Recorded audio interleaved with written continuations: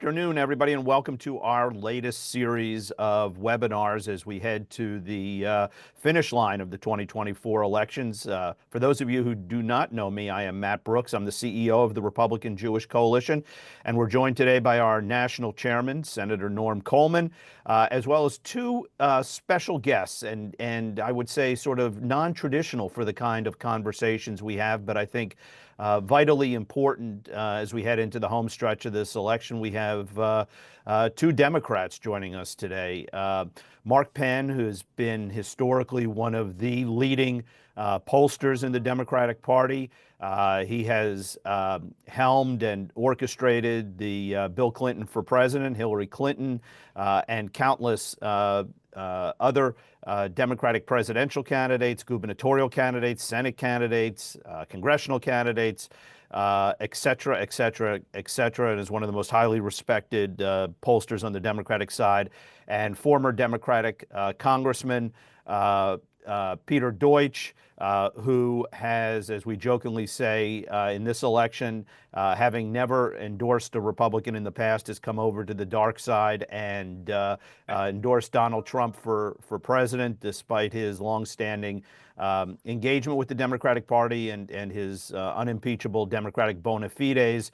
He felt that the stakes in this election transcend partisan politics and has committed himself to the RJC and has been decamped in Pennsylvania, which we all know is a critical battleground state for the last 3 weeks, and will be there through Election Day. Many of you who saw the CNN piece on what we're doing this election saw an interview with Peter. And so I thought it was important, as all of us engage with and talk with our Democratic family members, our Democratic friends and colleagues, to get a sense of really what's at stake in this election and why Democrats in particular, are rethinking their allegiances with the Democratic Party and with this ticket and what it means. So with that, Senator Coleman and I will just sort of have a free-flowing conversation with our guest today. But let me turn it over to Norm to get things. Thanks, Matt. Listen, I'm going to jump in and then turn to I guess this is really a fabulous conversation, important conversation. All of us on this call and those who are listening care deeply about the Jewish state, and from my perspective, I think Israel's very existence is at stake. They're in a fight for their life. The U.S. is supposed to be their strongest ally, and we have an ally that's telling them what weapons they can and can't use, what areas they can and shouldn't go into, et cetera, et cetera, et cetera. And so let me just turn it over to our guest to talk about why it is that Donald J. Trump has to win this race, why we don't want Kamala Harris to be the next president of the United States, and what that means for those of us who care deeply, deeply, deeply about the survival of the Jewish state. Mark, Peter, I'm going to turn it over to you.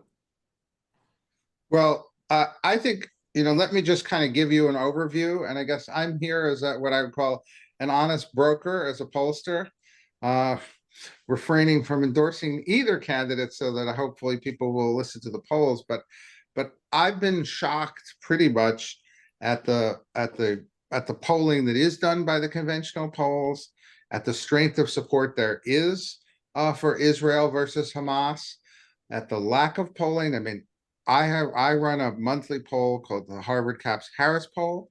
Right in from October, we put in a full battery of questions, and we asked the simple question: are you more with Israel or are you more with Hamas? And that answer has run 80-20.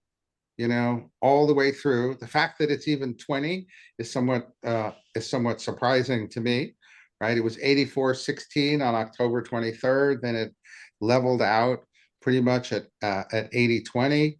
It's 81-19 in last month, so there's been no change or deterioration. And young people are a disappointment. They are now 57-43 with Israel, but it's a smaller sample among 18 to 24. So that generally has varied from month to month, 50-50, 50 to 57-43. So if you look at it by age, and then you get to the 65 plus, and you're at 94-6. So what is it that us seniors know that young people don't seem to know? And the answer to that, of course, is a lot.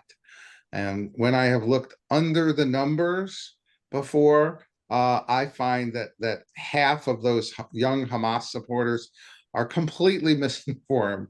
They think Hamas is a democracy. I don't even know how, with a straight face, they do what they do. And so there's a shocking level of misinformation, right, out there with young people, and a clear, definitive. But make no mistake, the swing voters of the country, and then the other thing that has continued to shock me, and maybe I'll give you two more slides, and then I'll just give you a summary. Go to Peter.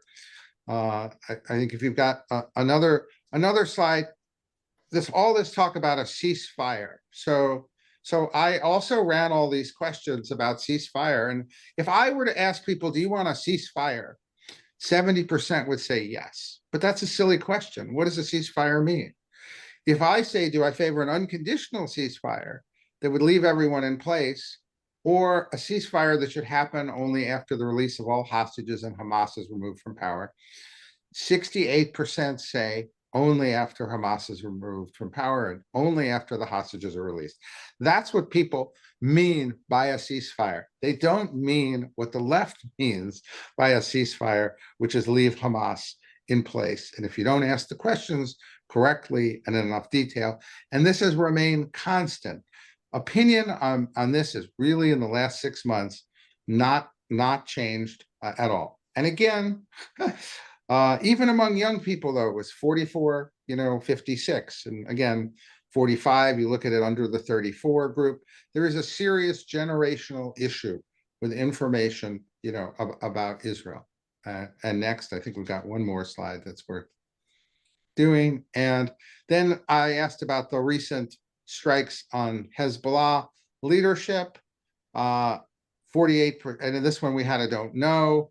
48% said they were in favor, 24% opposed, 29% that were unsure, did not have an opinion.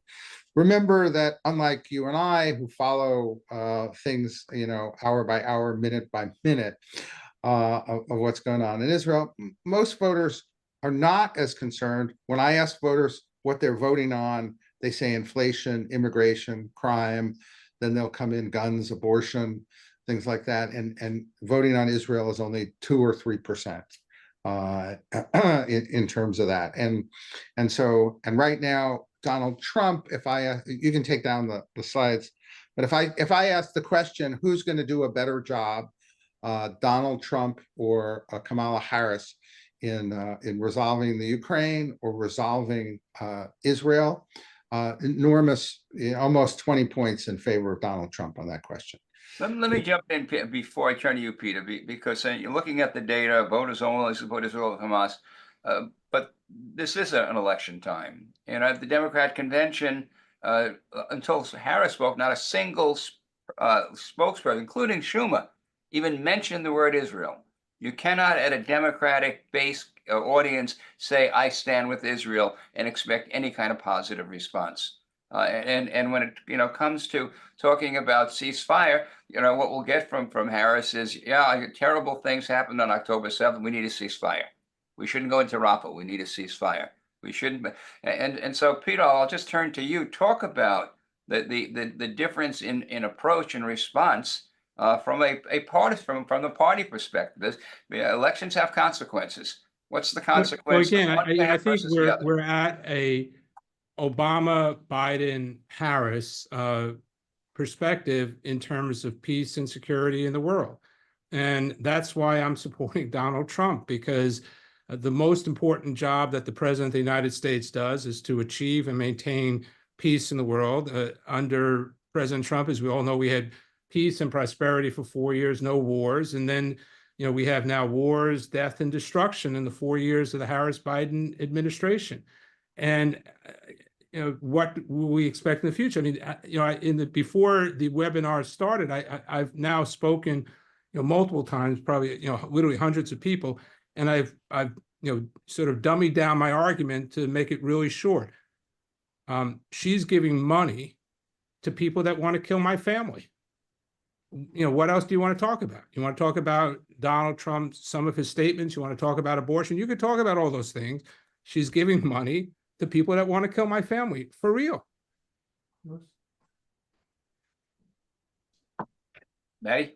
Um, Peter, let's take a little bit of a, if you could give, because you and I have talked about this extensively, just a little context as to um, why you did come out and supported Donald Trump, and sort of the thought process and sort of the intellectual process that you went through to get to where you are, and more importantly, we've talked about this in the public events that we've done and the interviews you've given, but share with folks on this webinar who either are Democrats who are thinking about these issues and are unsure who to vote for, or more importantly, to give the folks on this who have Democratic friends and relatives the talking points that they need to help convince them. Again, I'm glad you're asking that question. I didn't come to this position easy. I literally talked to at least half a dozen people I respect and I'm friends with, a couple of sitting U.S. congressmen, to sort of set up the dialectic. I mean, to tell them, hey, I'm thinking about doing this. Why shouldn't I do this? And the arguments that they came back at, which I can get into as much detail as you want, I mean, effectively are sort of a joke. I mean, the day that I did I announced on October 7th that I was supporting Donald Trump at a press conference that the president was at down in Miami, commemorating the October 7th event. And that day, there was a op-ed that was in the Jerusalem Post about why I was doing what I was doing. And I wrote it, but I interacted with the campaign. They looked at the draft. We made some changes. The following day, Chaim Sabam had a piece in the Jerusalem Post why he's voting for Kamala Harris. And I assume that his piece went through the same process that I did going back and forth in the campaign. My argument deals with Iran. There's a fundamental difference, 180-degree difference between what Obama, Biden, Harris have dealt with Iran and Trump. When Trump came in, he stopped the funding for Iran. He dealt with them as an enemy. He eliminated Soleimani. He had credible use of force. The day the Harris-Biden administration came in, they changed the sanctions. Iran has gotten at least $100 billion through that decision. Again, arguably it's more than $100 billion, but a conservative number is $100 billion. They have literally given that money to Hamas, to Hezbollah, to Houthis to kill Americans, which they have killed, and Israelis, as well as other foreign nationals. That's a reality. I mean, that's what has happened. Now, again, I think Harris is worse, and maybe significantly worse even than Biden was in terms of her position. I really wonder sometimes if they know who the enemy is. I mean, they really don't view Iran as the enemy, even today. Even since October 7th, I really have questions of who, if they understand who the enemy is. And I will tell you, I say this very seriously. I mean, there are parallels. First off, let me again step back. This is not about Israel. This is not about Israel to me. This is about America. Iran wants to destroy the United States of America. I mean, again, anyone on this call, anyone in this country can go on, go online, go on YouTube, and you can see as recently as probably a couple of days ago, but when Iran inaugurated their new president in the parliament of Iran, you can literally watch with your own eyes parliamentarians collectively, all of them, as well as the gallery, screaming death to America. Okay, death to America. And when they want to, when 200 ballistic missiles went to Israel, it wasn't just, they were shooting not just at Israel. They want to put nuclear warheads on ballistic missiles, not just to destroy Israel, but to destroy America. When Iran has attempted to assassinate President Trump on American soil. I mean, like, just to think about that, not just Trump, but, Pompeo and Bolton, but the former president of the United States. The Biden administration has acknowledged that. I mean, how crazy is that? That they tried to assassinate, and they're probably still trying to assassinate President Trump on American soil. And President Biden and Kamala Harris still believe today the best way to deal with Iran is to bring them into the family of nations. That's how we're going to contain them. I mean, there's a real parallel between Neville Chamberlain and Adolf Hitler and the Nazis. I mean, anyone who knows the history, knows that he viewed the Nazis the way Kamala Harris views Iran. You know what? We can work with them. We can be their friends, and that's the best approach. As insane as it was in terms of Neville, Chamberlain and the Nazis and Hitler, it is that insane, and the stakes are that high. I mean, I wish they weren't. I really wish I felt different, because she really, I mean, Mark can speak to this better than I can. She can still win. I mean, obviously, President Trump has had a good couple of days, and Mark could speak to this. I mean, he's as good an expert as anyone. I mean, I think if the election were today, President Trump would win, but the election is not today. It's in a couple of weeks from now. So Mark, that's a good question. If I can follow up, Matty, on the question that Peter that he just raised, it could really go right to Mark. So right now, we're hearing that momentum on Trump moving up in the battleground states. A couple of years ago, we talked about a red wave, and the red wave never happened. Give us a reading of kind of where things are at. Are pollsters, are they smarter today than they were 2 years ago or 4 years ago? Is this thing such as people not willing to say that for Donald Trump? Maybe it's 2016, but say a lot of people standing up and saying for Trump. So kind of where are we at? What have we learned? And give us your best read of where things are at today. Well, you always have to look not at just the horse race, but you have to look at what is going on underneath and what the two campaigns are doing. And I had an article 2 days ago in the Wall Street Journal that says Donald Trump has the edge today, but it's not a sure thing, because it is that close. Literally, if you believe the polls, and I have believed the polls, and by the way, I even polled for Menachem Begin, where we called the election down to the single point in that year, and then where the Labor Party actually said that he had lost, and we left the country, and we had won, and we came back. So in 1981, what I call the Dead Sea poll. So I have a belief that yes, you can have accurate polls, the Harris poll, and I think the polls are they look accurate to me, but you really have to say what's going on underneath. Underneath, and the reason I gave the edge to Trump is very simple. On the leading issues of the day, economy, immigration, crime, he's winning. On foreign policy issues, he's winning. Right? Overwhelmingly like that. So there's no question that that the underlying dynamic is for him. And I think the campaign has done a smart job targeting swing states with individual issues: fracking in Pennsylvania, auto workers in Michigan, no tax on tips in Nevada, immigration in Arizona. To the extent you can differentiate from a national issue, I think they've done a good job. If you look at Harris's polling, she went from 38% favorable to 49% on the basis of not accomplishing anything, but on the basis of basically a media wave, and she's not Biden. But then her momentum stopped. People started to look at her somewhat more. She hasn't really been able to deliver a second wave of information, of interest. She has a strong base among women on the abortion issue. She's basically putting together the Obama coalition of liberals, young people, minorities. But when you look at the two campaigns, finally, I'll say it's quite obvious she's on defense. She's over going to get the black vote out, which is the core base. And Donald Trump right now is on offense, bringing in working class voters into the Republican Party.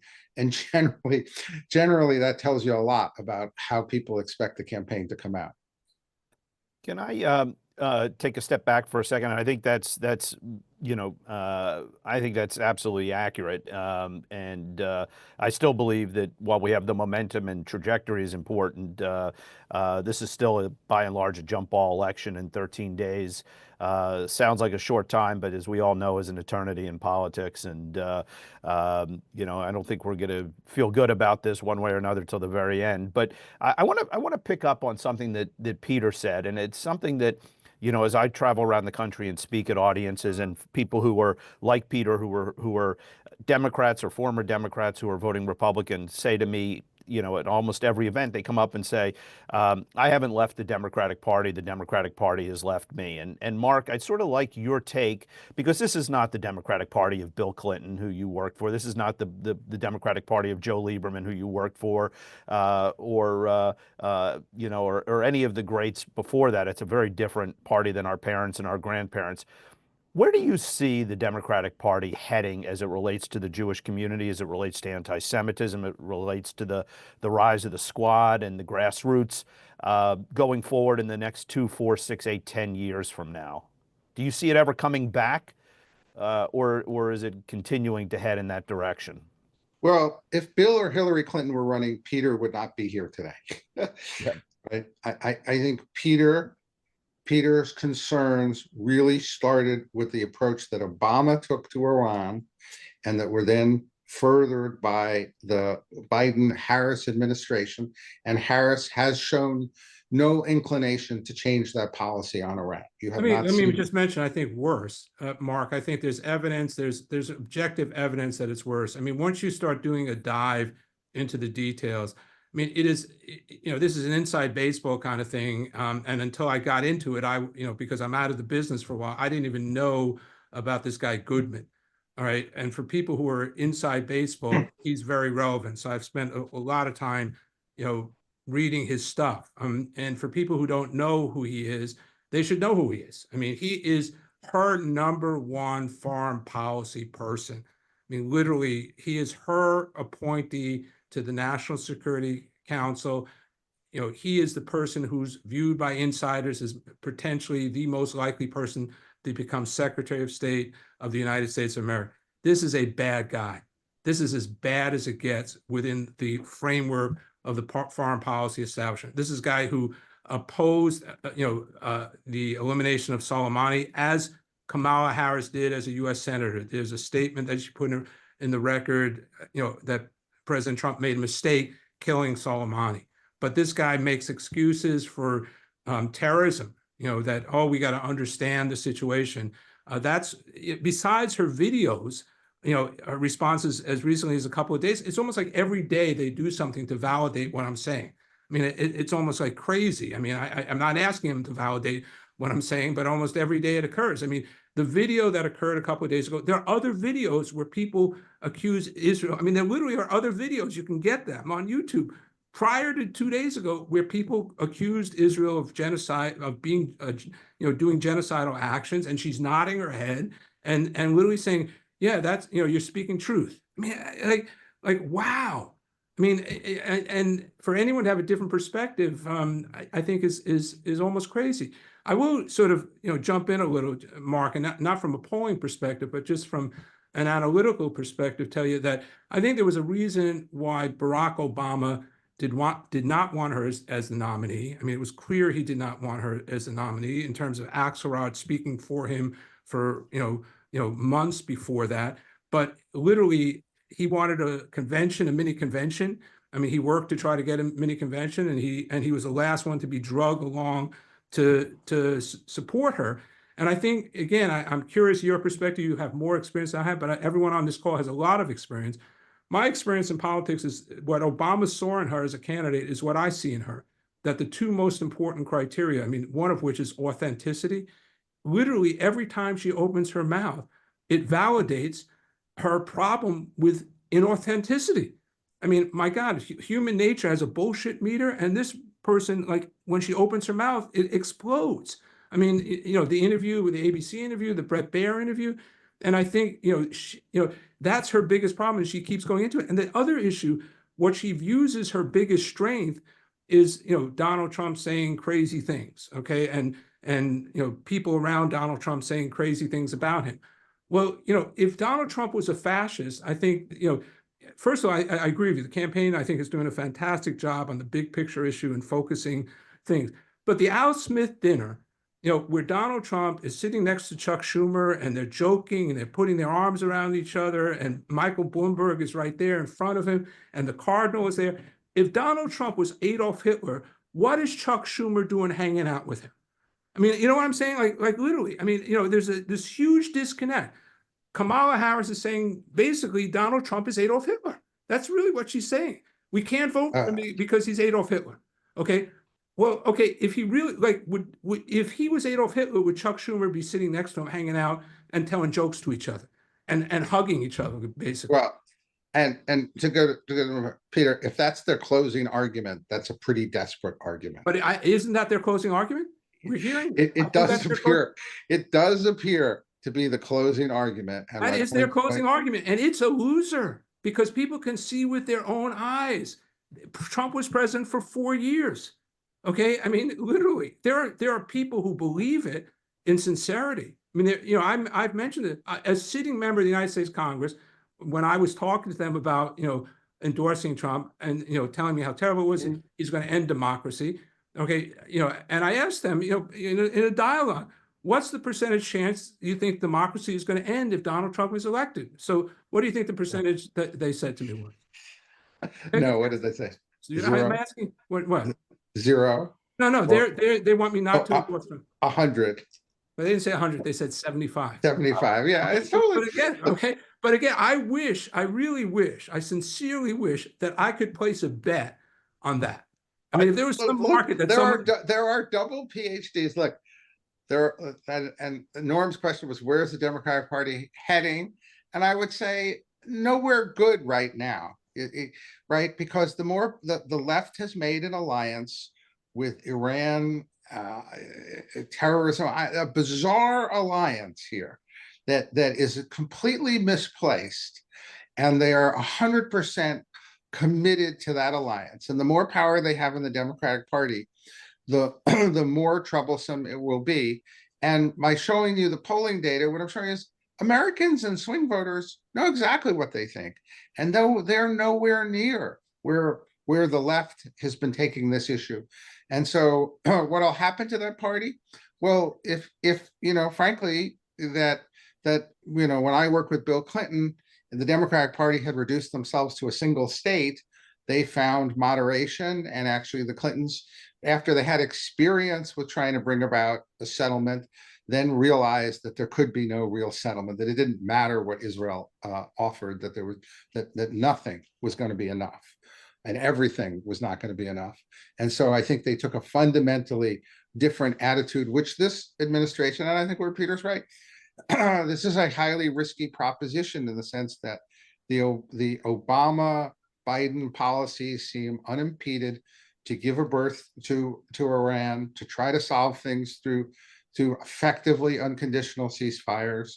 And that power, you know, look, Biden came out with a very strong pro-Israel speech, only, and I know how the process works, your political advisors run in and say, you can't do this. And suddenly a policy started to erode and continue to erode. So, so where's the party going? Nowhere good on this issue right now. Can that change? Parties do change. Politics doesn't stay the same. Democrats are now Republicans are now the working class party. California, that was one of the most Republican states, is now Democratic. You know, don't think that politics will stay the same, and that young people who are not with Israel can't be convinced over time. I don't want you to take a pessimistic view. But on the other hand, there's no question that this party has gone off the ledge on these issues. And right, and again, let me just jump in. Peter says is right. I mean, there was a moment in time where there was not that much support on the Republican Party. It was a much more pro-oil based, you know, anti-Israel perspective. Which is why the RJC was founded, by the way. Correct, and it's not that long ago. And so we've definitely have seen a shift. And I will tell you that, you know, why did Chuck Schumer do what he did and make his speech about Netanyahu? I mean, I know Chuck Schumer reasonably well. And I think, you know, I mean, we can talk about it, but Chuck Schumer is the leader of the Democratic senators. At this point in time, of the 51 Democratic senators, 25 of the 51 are not pro-Israel at different definitions of pro-Israel. I mean, there's ones that are worse, you know, like, you know, Bernie Sanders or Kane or you know, I mean, there's others. We can go through the list of the bottom 5 and then go to the next 10 and then go to the next 20. But I think someone who wants to be, you know, extraordinarily strong on Israel can't effectively, the way the process works, can't be the leader of that caucus. And Chuck Schumer, I think, can rationalize. I mean, I'm not in his head. I'm not a psychiatrist, but he can rationalize, hey, you know what? I can't, you know, I can do more for what I want to do as leader of the caucus, and I don't want to jeopardize my position as leader of the caucus. Yep. And I know we have a hard stop for Mark at 12:35. So let me just sort of wrap this up a little bit if I can. And first of all, say how much I appreciate all of you both for speaking out and saying what you're saying and for being part of this call. I will say one thing to your point, Peter, which I can promise everybody on this call with 100% certainty, is that next week when Donald Trump has his rally at Madison Square Garden, we are going to be inundated with imagery of the Nazi rally at Madison Square Garden in the 1930s. And the only common denominator, by the way, is going to be that it's Madison Square Garden. But I have no doubt that the media, I have no doubt that the Jewish communal leaders and the Jewish Democrats are going to try and make the analogy that the rally that Donald Trump's having at Madison Square Garden is analogous to the rally that the neo-Nazis, that the Nazis had in Madison Square Garden in the 1930s. I can promise you with 100% certainty we're going to have to deal with that. Norm, do you want to share some closing thoughts? I'm going to just say a thank you to Peter and Mark. First of all, facts are a tough, difficult thing to argue with. But thank you, Mark, for giving us the facts that say the American public supports Israel. I think the Democrats have simply made a mistake. And I don't think it's about catering to an Arab vote in Michigan. I think fundamentally the base is moving away from where the American public is. And I think we'll see that on November 5th. And Peter, I just thank you for your courage. Before we went on, we talked about dealing with our friends, our relatives, our neighbors, and how for some of them it is so difficult. Not to be a Democrat. And you put it, I started this whole talking about Israel, and you came right back and said, this is about us right here in the U.S. Okay, it's about giving money to folks who want to kill us, us. So, Matt, my thing is thank you for putting this together. I hope that folks leave this more fired up, more determined, and knowing that we're on the right side where the American public is and where the American public should be. Right, gentlemen. Mark, do you want to tell everybody, for everybody who is on X, formerly known as Twitter, follow Mark Penn because he is a great follow, and the amount of information he puts out and the candor, the honesty, the unvarnished take on things is well worth it. I think you're at Mark_Penn. Is that correct? Mm-hmm. And Perfect. Matt, if I can give a commercial, not for my Twitter site, but literally, I mean, I'm in the arena right now, literally in Pennsylvania, trying to talk to, as Mark said, accurately, most voters are concerned about, the top line issues. But based on the data that RJC has, there's still, maybe 20,000 persuadable Jewish voters in Pennsylvania. And we don't know if this election is going to be decided by 100 votes, 1,000 votes, 10,000 votes. The bottom can fall out of either campaign. It could be 100,000 votes. But right now, we got to assume it's one vote. So literally, we don't need to talk in an echo chamber. If anyone on this call has friends, relatives, neighbors in Pennsylvania or any of the other swing states that you think are persuadable, I think that it's worth it for you, or even, I mean, today I actually did a one-on-one call with someone. My son said he had a friend in Michigan who was undecided. In Michigan, I did a phone call with the guy for one vote. I mean, I'm not going to be able to talk to everyone, but I will tell you, I've had half-hour, 45-minute conversations with people that I've changed their minds. Because I think, Norm, what you said is absolutely correct. For people who are willing to spend the time to look at the facts are on our side. It's not a close call. And I would add, Peter is doing this, by the way, at his own expense. He is literally flown in, set up residence. Me and Elon Musk. That's it. We're both in Pennsylvania. Gentlemen, thank you. Thank you all very much. And we'll be in touch. And again, reminder, if you have not voted already, and you have the opportunity to vote early or by absentee or by mail, let's get the votes in. Let's run hard over the next 13 days, leave nothing on the table, all gas, no brakes, and we're going to run right through the tape. So thank you all very much, and Hag Sameach to everybody, and we'll be in touch soon. So on to victory. On to victory. Baruch Hashem. Thank you. Thank you, guys.